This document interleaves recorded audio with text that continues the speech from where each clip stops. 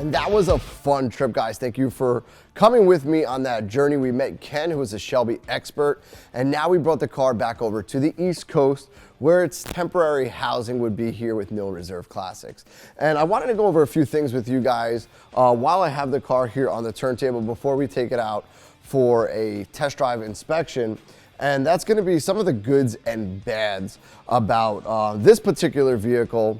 And the most important thing about this vehicle is it's an original 1967 Shelby GT500. Huge name in the automotive business. And it started off with Carroll Shelby. So the first early cars were actually made by Shelby themselves. After that, it transferred over to Ford. So this is an early car. We have the early 200s, one of the first 200 cars, any of the first 200 GT500s ever made.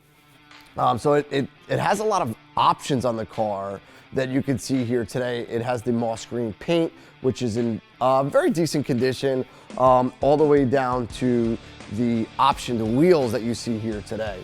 Now, a few bad things about the car is it's an original car, survivor quality car.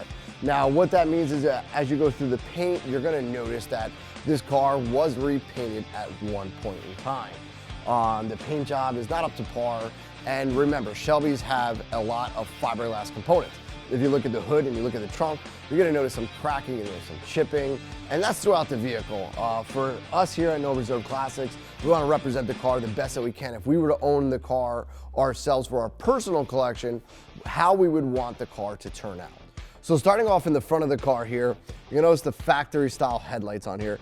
And if you look at the center grille lights on this Mustang, they still have the stamping on there, FOMO, Ford Motor Company. As opposed to the 68s, if I'm correct, those were fog lights. These are actually the high beams. So when you turn the headlights on, the outers will come on. As soon as you put the high beams on, they'll all go through.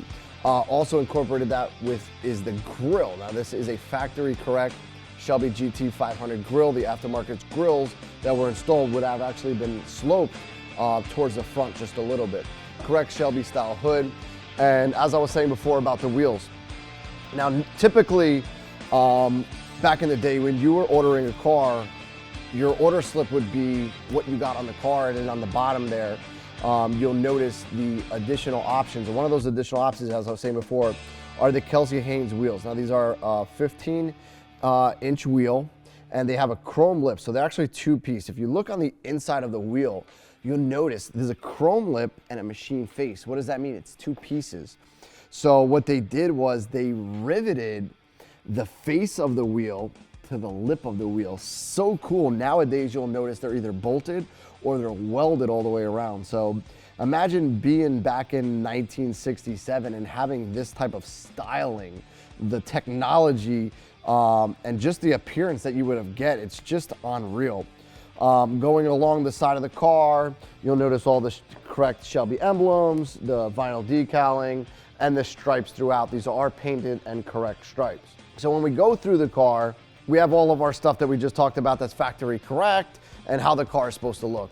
Typically, we would give you guys some options and let you guys know really what we're doing with the car. With a vehicle of this provenance, we want to make it better. We want to restore it. So what we're going to end up doing with this vehicle is just improving it and not really changing anything. We're going to actually take the paint down. We're going to sand everything down. If you guys want to come look at one of the things that I'm talking about, and it's very typical, you'll get some cracking in some of the fiberglass components. You'll notice some chip marks over here, some scratches, and some other markings that somebody attempted to try to repair with an incorrect paint color. And with this type of car, that's not right, it's not correct.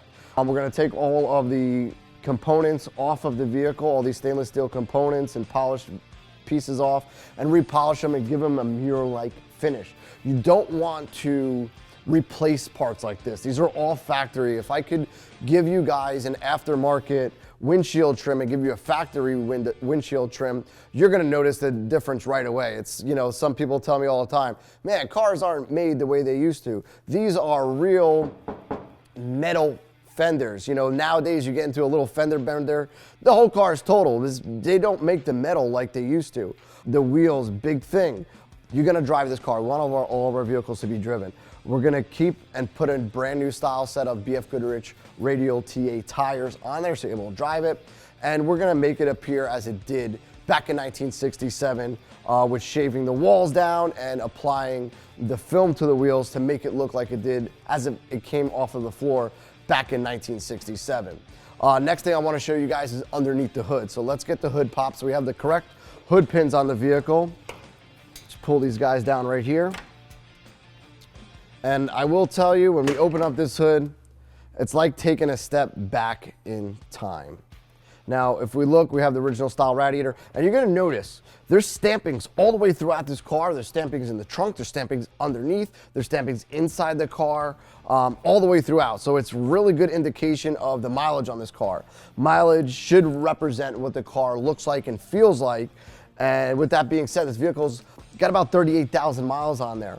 3-owner car, which is super rare, being, you know, over almost 60 years old now. Now, if you could picture yourself back in 1967, we didn't have what we do have today, such as the internet and all of the R&D, research and development. So picture yourself building a vehicle of this caliber, which at that time was just a car. Today, it is an iconic piece of American history. The Shelby name has made a name for itself, and everybody knows Carroll Shelby. So put yourself back in 1967 when you're trying to make a vehicle that was never made before, considered a concept vehicle as well. Put yourself in another position where it's the first 200 of those cars even made. So you're taking parts off of the shelf in a way, and you're seeing what works and what is gonna fit into this car. And that's what we have here today. We have the Ford 428 FE big block setup, and everything's correct down to the mileage of the car. Everything puts itself and interlays with the mileage of the car. The mileage of the car, 38,000 miles, original. Got, I believe it was either 3 or 4 owners on this vehicle, and the last owner owning the vehicle for 40 years. So everything on the car as it was back in 1967. You see all the components throughout. You see a lot of stampings, not only in the hood, all the way down to the trunk area, so you know that the rear's never been taken off. If you move the VIN tag here, you're gonna notice the original stamping, and you can also notice that on the inside of the fender, so that inside of the fender was never taken apart. One of the other things that I really wanted to show you guys is down to even the power brake system on here. It's original master cylinder that's on the car, and I'm gonna be verifying even down to the power steering. But just a super and original correct car that we're just gonna make even better. So let's move over to the inside and show you guys what a 38,000 mile car really looks like. All right, so first thing, if you guys can smell that, that's the smell of 1967 with the factory correct interior. And I'll show you guys in a little bit. We're gonna go take this car out for a little inspection drive and really see how this baby handles. Everything works. All the lights, I'm not sure if you guys can see that, but all the lights are working. All the dash components fully work. We went through the entire car. You'll see the optional oil pressure gauges, the amp gauges, 4-speed transmission, very nice dash, carpet, the rare fold down seat in the back. So whether you're putting golf clubs in there or looking for a good time, it's got a lot of space back there. One thing that we're gonna go through, and you know, as you guys watch this whole video, there are certain key components that you can't see. And what I mean by that is back in the day, Shelby had a 4-point roll harness in the car. And what they found out was putting the 4-point roll harnesses in these vehicles, you can't put any of the trim panels back in. So what they did was they took the easy way out. They left the roll bar in here, took a Sawzall and just cut the back portion of the roll bar off and left it in there, put the panels back on and sent it on the way. So we're gonna pull those panels off to really see if this is an early car as we believe it is. So stuff like that, you're not gonna notice until you take some parts out. So we'll pull the panels off and actually see if this is a 4-point harness or a 2-point harness. And attached to those are your, I call them death seat belts, but your seat belts that came over the roll bar here. So if you stop short, it just locked you in and threw your neck forward. But overall, a really nice quality interior that was definitely kept in very, very good condition, even down to the door panels. And last but not least, before we take this baby out for the road inspection, the rear end of the vehicle, correct working taillights, factory styled, well actually factory correct, real exhaust tips, chrome exhaust tips. You have that Shelby trunk on here. Is the original rim and tire. So that Goodyear tire seen its day. It's definitely got some wear. It's got some curb marks on there. Really cool. It gives it some character, as well as the trunk liner in here. You could see it's just as it was. It's still plenty of dirty. So we'll clean all that up. You'll notice some of the hand stitching on here. It's really cool. So the new ones are a vinyl material. This is actually a woven material with a backing on here. Definitely factory original on there. So if you notice on the left hand and the right hand side, as I was saying before, a lot of the stampings are still on this trunk. So let's get this baby out on the road and show you what she can do. All right, this is so amazing. I totally forgot how this car felt. I mean, it definitely feels like you're taking a step back in time. And I'll tell you what, it's a great feeling. Feels really nice. But there are some things that we got to correct and go through. First thing is the easy things, checking all of our blinkers, seeing if all those gauges are working. We went through everything down to the horn, which is amazing that everything still works, going through everything. The only thing that I did notice is over here, didn't see the heater turn on, so we'll put that on our inspection list. As well as I'm hearing a few little creaks and crackles through the car. Other than that, it's performing really well. You can definitely hear when that second carb fully opens up, and you know, you downshift from fourth down to third. Looks like we're having a little bit of difficulty there, so put that on the list. Yeah, having a little bit of difficulty getting back into third. But you can hear that second carb just open right up, and this baby just takes off. Check through everything. The windshield wipers, our remote mirrors, they're all still working. Suspension's a little rough. We're gonna go through everything, but it's, you know, the car's built in 1967.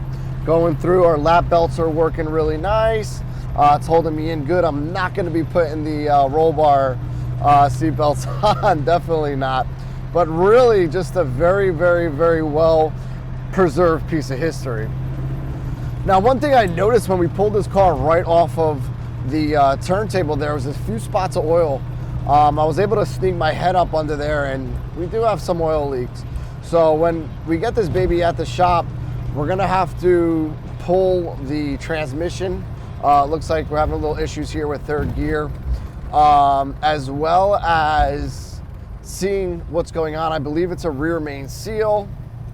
So one thing I just noticed, we just came to a stop here.